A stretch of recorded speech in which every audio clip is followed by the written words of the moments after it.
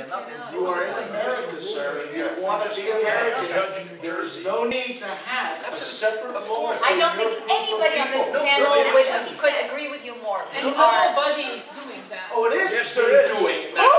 Tell me who. In New Jersey, about a month ago, a case was thrown out of court because the judge felt that the prosecutor was violating. If I may, I'm familiar with the particulars of that case.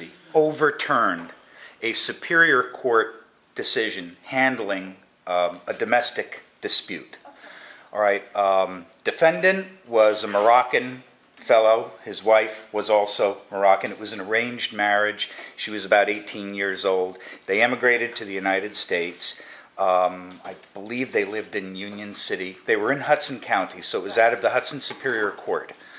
The plaintiff alleged sexual battery, sexual abuse, and so forth.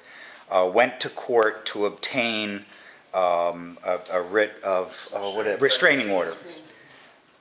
The judge presiding in that case denied it because he believed in this instance that according to Sharia law, a man is permitted to, I'm simply telling you what the judge's decision was. And he ruled in that case, because of Sharia law, says, that they don't consider this, which she claimed to be sexual abuse. The judge ruled that it wasn't. Well, excuse me, who was the judge? The judge was Charles. You can find it. You can find it. It's Charles Parker, something like that. I can't remember it offhand. But this is the Superior Court, but the family division of the Superior Court. In other words, it was overturned. The judge doesn't sound to me like he's a Muslim. I would agree with you completely. The appellate court, when the appellate court heard the case, they simply overturned it. The first one to come and tell you that most Muslim women in this country know they get a much better deal under the law in this country, and they would have to be really stupid, to want to get your because they get a much better deal with alimony. Which is why she went to the Superior Court. And so I think I think the best thing to realize is that 99.9% of the Muslims in this country very much enjoy the freedoms and the rights that we have here and have absolutely no vested interest in laws like that. And I think the case that you actually bring up makes my point for me. Because here was this woman who went to the Superior Court because she knew from self-interest as an individual that that would have been in her interest. But the fact that the judge, let me just finish up. What about Sharia law? It was excuse me, hold on a second. We're not finished with the gentleman's question here. But what's not clear to me, if the judge doesn't sound like a Muslim. No, he's not. On what basis he made that decision? So he's not a Muslim person. On his own, he somehow decided that he needs to apply Sharia law. I mean, I don't know what to tell you. I mean, why do you blame then the Muslims? I think the appellate court pretty much said it all when they overruled the case and said this is crazy. A non-issue here. Right.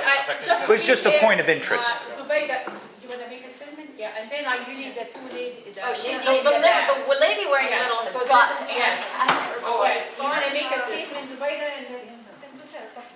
I just wanted to say the emotion that came in this room tonight is going to be magnified by this mosque, cross country, and that there's been compromises offered and totally not accepted. I mean, nobody even met with the governor when he offered to talk about it. It seems like it's, and 9/11 has been, it's a wound that keeps being opened. We had Fort Hood, and we had the subway bomb, right? These things keep coming up. And they open 9/11 over and over again. And maybe it's just too soon to have a mosque there. No. And build it somewhere. Is anybody aware of what's going on in France? I really would like the gentleman there because he's sitting so nicely. Raising his hand. He's been so good. I think it was just a statement. I didn't hear a The question. gentleman in the blue shirt also been quiet. I want to say thank you also for coming tonight, and I learned a lot, and maybe my anger subsided a little bit. But you were going to give us an email address also of Was that a Quran reference or a Quran we can download, or? Well, actually, we were planning on giving you a list of books to read if you'd like to do so. That's a suggestion. And if we have a question, you can give us an email that we can send. Sure, absolutely. So I'll leave the email with Jill, or I can leave it here. I don't know how you want to do it. Okay. And any questions you have, or we'll send you a reading list. So we'll send a reading list, including a Quran translation. I have a question. The Quran says in the version I have, which may not be good, it says that a sentence previous to a succeeding sentence, the succeeding sentence will always take precedence. Maybe I'll let Murad or I never heard of that. If you put the timeline together, when Muhammad started to get beaten to death, out came some of these sentences such that kill the infidel. Right. And that's after Muhammad starting receiving a lot of defeats. If the first sentence is now overridden by the second sentence, doesn't the Quran say kill the infidel? There is no concept of the first sentence overridden by that. I believe the gentleman is. Muslim here, whoever told you that, I can It says it in the Quran. I read it. that the first sentence override the second Yes, sentence? will be superseded by the second, the later in time sentence supersedes the first.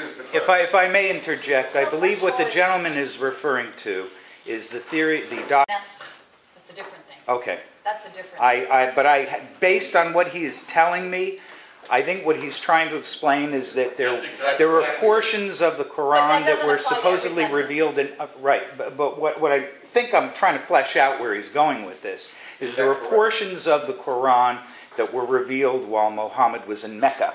And then there were portions that were revealed when he was in Medina. Yes. And that if you and that the Quran itself is not assembled in chronological order. Consequently, they started with the largest surahs first and then went to the smallest toward the end. As a result, because of the jumble in the chronological order, for someone not familiar with the Quran, for non-Islam, you go through it and it's like, okay, he says one thing, but he says the complete opposite over here, and then it jumps to here and it goes to here and here, because they're not familiar with the culture, they're not familiar with the way it was compiled and composed. This is such an important point. Can I just say something really at the risk of boring everyone, but this is such an important point. Obviously, I'm not qualified to read the Quran. How does somebody like me that is total naivete, how do I know what the succession of these statements are there? I'll give you in the reference a book. No, I'll just send in the reference a book that you may be able to read and exactly address the reference. I'll add that book, Fathi Osman. I'll send you that reference. I think really you're hitting on such an important thing, and really the danger of Googling and reading things out of context and not realizing how complicated and complex it is to interpret the Quran. Those are the dangers of miscommunication, misperception. The traditions of interpreting the Quran are extremely complicated, and it's not read literally.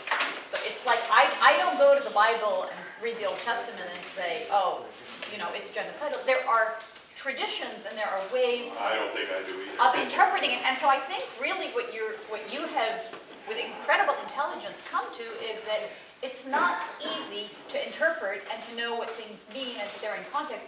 When they say kill the infidel, there are reasons why certain surahs were actually revealed. It could have been that he was in conflict with the pagans in Mecca at the time.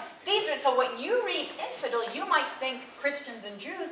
It might have to do with the fact that he was actually involved with conflict with his own tribe who were pagan, who were fighting him because he was accepting monotheism. And so the lesson to be taken is you have to be really, really careful. Now the media gives us sound bites. They're not going to explain this, and they rarely have scholars who are qualified to come and explain this stuff to you.